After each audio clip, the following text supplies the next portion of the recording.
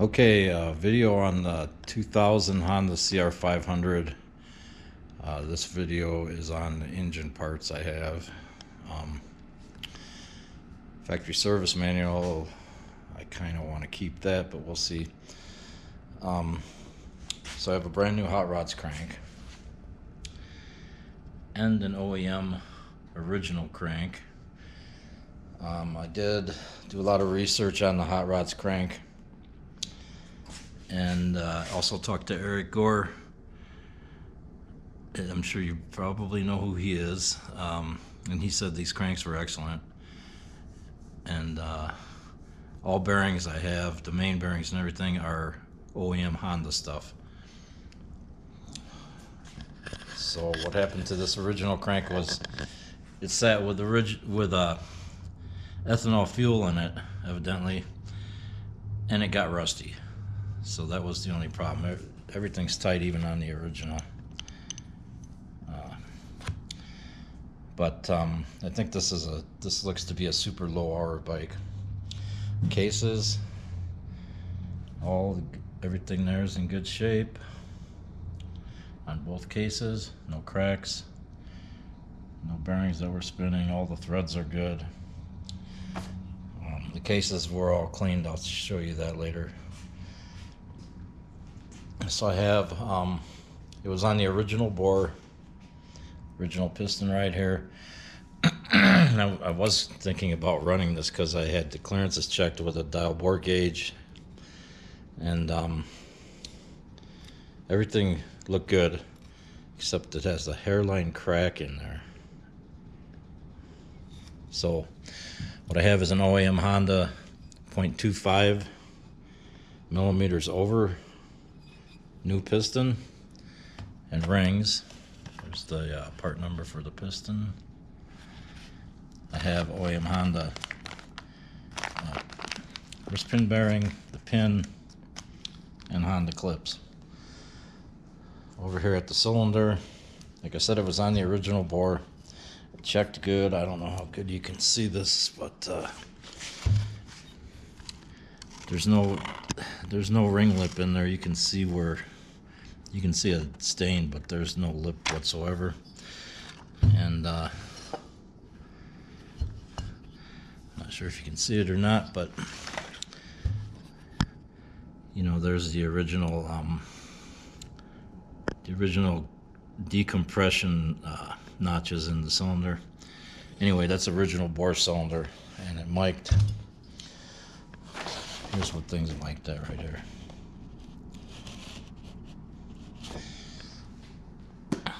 So I'm down the line here. We have the cylinder head. It's in nice shape. Obviously nothing ever broke in there and dinged it up. And all bearings for here's the main bearings, 2 main bearings, OEM Honda stuff. All the transmission bearings, 6 bearings. Go through those kind of slow so you can see them. I have the new clutch locking washer. These are the 2 bearings for the clutch release shaft. And here's I already showed you the main bearings. 2 screws for the 1 bearing retainer. The bearing has 2 retainers on it, so I have new screws for that. New drain plug washer. This is the gosh, if I can remember, I believe that's the countershaft sprocket seal ring that wears against the seal. So that's brand new. And here's the crank, the clutch side crankshaft seal ring, and that does the same thing. Keeps the transmission oil. It rubs, it seals up against the rubber seal, and it keeps transmission fluid from getting into the crankshaft area. I have a couple new cylinder studs, just because I think there was corrosion on 2 of them, and 1 cylinder sleeve, same reason, cylinder dowel pin because there's corrosion on that also. I have 2 new crankcase dowel pins just so everything assembles nice and smooth, and I don't have to fight getting the 2 halves back together. What I usually do is heat up the center race on the bearings and just slide the crank in. But if that doesn't go well, a crank puller, I'm sure you probably know, don't press across the crank, and don't hit it with a hammer or anything crazy. This hot rods crank was taken to the machine shop.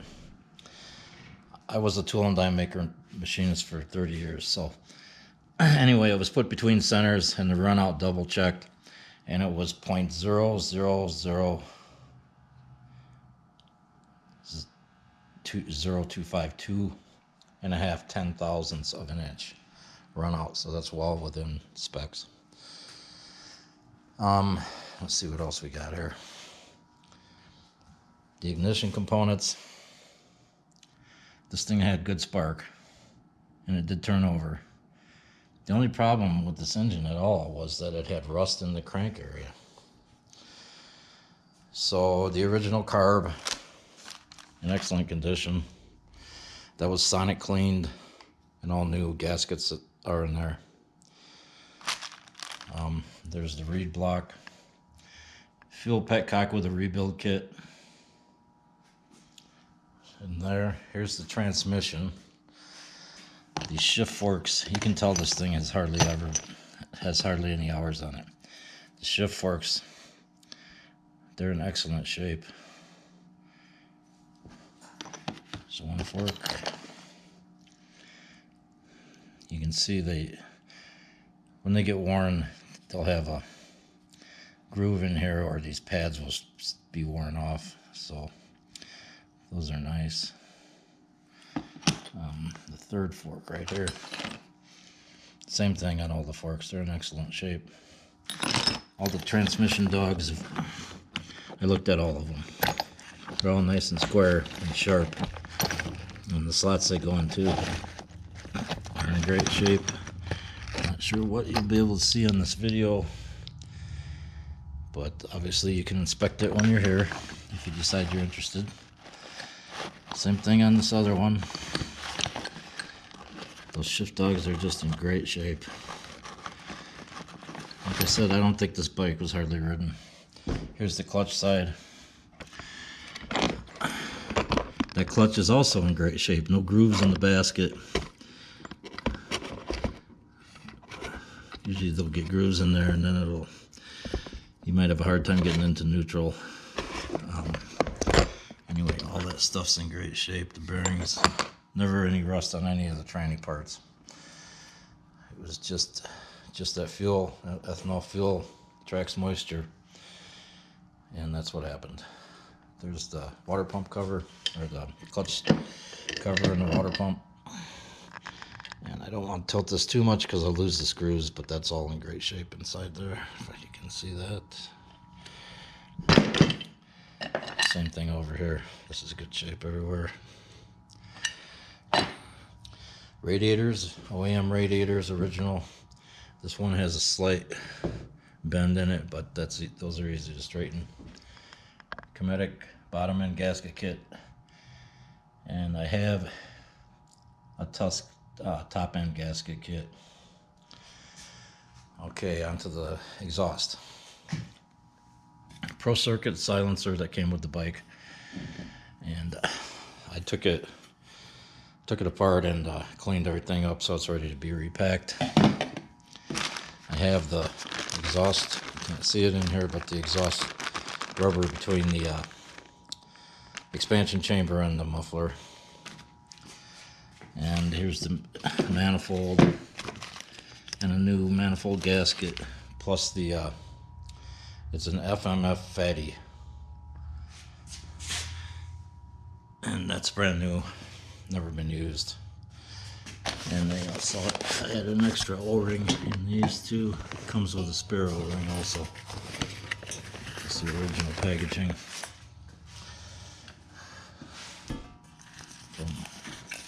Original FMF stuff there.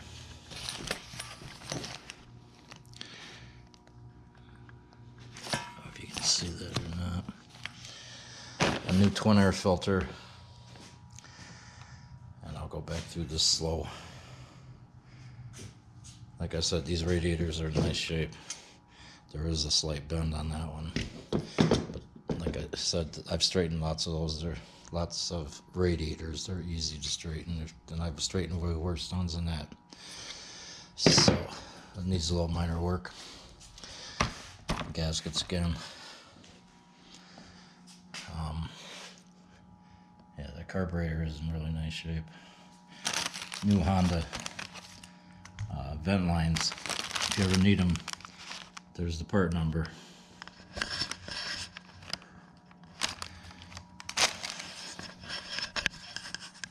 Oh, here we have the crankcase vent. That's new, and the rubber that goes in the case by that vent. I don't think I'm forgetting anything here. You know, there's all the. That's from when I took it to the machine. I actually took it to an automotive machine shop and had to use a dial bore gauge on the cylinder and mic piston because I didn't have mics that went up that big at my shop here. So, like I said, the flywheel is in great shape. It had good spark. And another look at the cases. Let's look at them a little closer. Cases are nice. I've cleaned them up by hand. So, no worry about cleaning out any kind of vapor blasting grit or anything. Because they were not vapor blasted. I did this by hand. No damage around that area. I think you can see everything there that you need to see.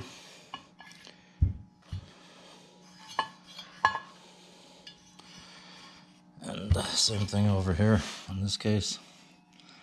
Nice condition. I don't know. Like I said, I'm just winging it with this video.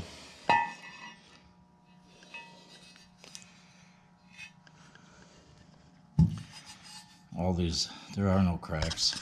No, at least I certainly didn't see any.